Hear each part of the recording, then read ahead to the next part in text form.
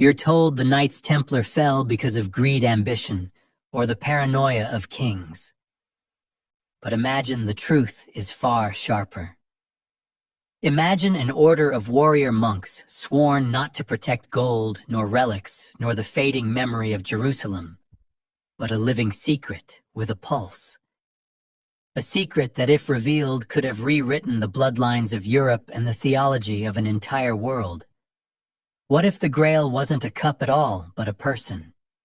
And what if the Templars died because they refused to surrender that blood?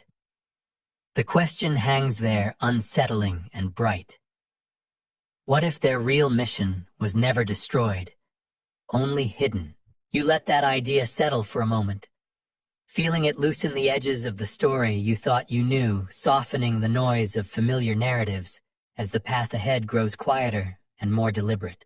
You begin to drift into the deeper current of the tale, noticing how the world around the Templars was shaped by tension, devotion, and unspeakable stakes. Their rise was impossibly fast, their influence strangely precise, and their fall almost too coordinated to dismiss as coincidence. When you look closely, you start to sense a pattern beneath the surface, as if the order carried a responsibility inherited long before its official founding. Old writings whisper about a guardianship older than the Crusades, and subtle stories from medieval Europe hint carefully, almost nervously, about an unbroken lineage protected in silence. You feel yourself leaning in, tracing the outlines of something that has been kept just out of reach, waiting patiently for someone willing to follow the thread. Before we venture further into the shadows, take a moment to subscribe so you never miss a secret that history has tried to forget. Then breathe in, settle back, and allow your curiosity to guide you. The night is long, and the Templars left more clues than they intended. You step forward into the quieter corridors of the past, letting your mind settle into the slower rhythm that always comes after the opening shock has done its work. The idea that the Templars inherited a responsibility older than their founding moment in 1119 lingers beside you like a companion. It is not an idea born from fantasy. It grows from the uncomfortable spaces in historical records, where gaps appear too conveniently and silences stretch a little too wide. You remind yourself of what you felt earlier, that strange sense of a story waiting just beyond reach, the same way a half-forgotten melody might hover behind a closed door. When the 9 founding knights rode into Jerusalem to offer their service, they claimed their purpose was to protect pilgrims. Yet nearly every scholar agrees that 9 men alone could not guard anyone along a region crawling with danger. You can almost hear them chuckling at the excuse, as they disappeared beneath the ruins of the temple, searching for something they refused to name. That is your first anchor in the record, a well-established fact. The earliest Templars spent years living atop the Temple Mount, digging, mapping, and performing clandestine activities, rather than patrolling the roads to Jaffa. Medieval chroniclers struggled to explain it, and modern archaeologists have found traces of tunnels and chambers from that period. As you picture those dim stone corridors, you can almost imagine the sound of iron tools striking ancient walls, echoing through empty spaces like heartbeat after heartbeat. Part of you wonders if the hollow ring of those strikes was not only the sound of digging, but of unveiling. They behaved as if they knew exactly what they were looking for. A quieter, stranger detail often gets brushed aside, but here it catches your attention, like a glint of metal beneath dust.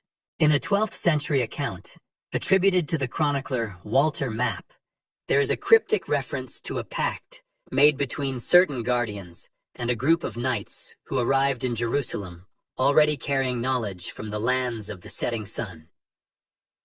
The phrasing is obscure, leaving scholars to debate whether it hints at pre-crusade transmissions of esoteric traditions. You linger over that phrasing, letting it roll through your thoughts. Guardians, knights. knowledge carried from the west to the east, not the other way around. It suggests the Templars may have come with instructions, rather than discovering a mission on sight. And the quiet humor of this moment settles in if Map intended to describe a simple military arrangement. He certainly chose the most unnecessarily mysterious wording imaginable, as if he were deliberately trying to give future researchers headaches. A gentle breeze of speculation moves through your mind, not the reckless kind, but the sort shaped by scholars who have spent lifetimes working in dusty archives. They point out that just before the First Crusade, several families in the Champagne region experienced an unusual clustering of marriages, alliances, and land transfers, involving men who would eventually become the Templar founders. It is entirely factual, documented in charters and sealed agreements. The obscure interpretation that these alignments were preparations for a mission already determined remains controversial. Some argue that such coordination suggests the founders were entrusted with a responsibility that transcended feudal politics. Others argue that medieval nobles simply made messy decisions and left future historians to make sense of them. The open question persists. Were these alliances mere coincidence, or were they assembling something like a protective net long before Jerusalem became a battleground? As you reflect on the possibility of a mission predating the Order's creation, your thoughts drift back to the earlier feeling, the pulse of a secret that might have been alive rather than symbolic. You recall the tension evoked by the opening idea that the Grail itself might have carried blood, breath, lineage, and consequence.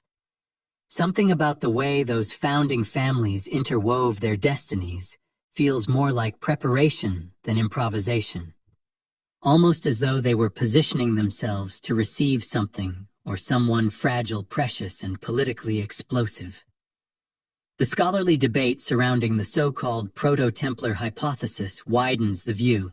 Supporters of this hypothesis note that references to a brotherhood of guardians appear in scattered monastic letters decades before Hugues de Payon formally approached King Baldwin II. The letters are authentic. What they describe, however, remains hazy. A few hint at protection of a legacy entrusted forward, which is absolutely the kind of phrase that inspires passionate argument.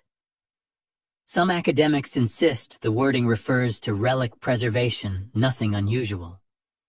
Others point out that the phrasing edges uncomfortably close to genealogical language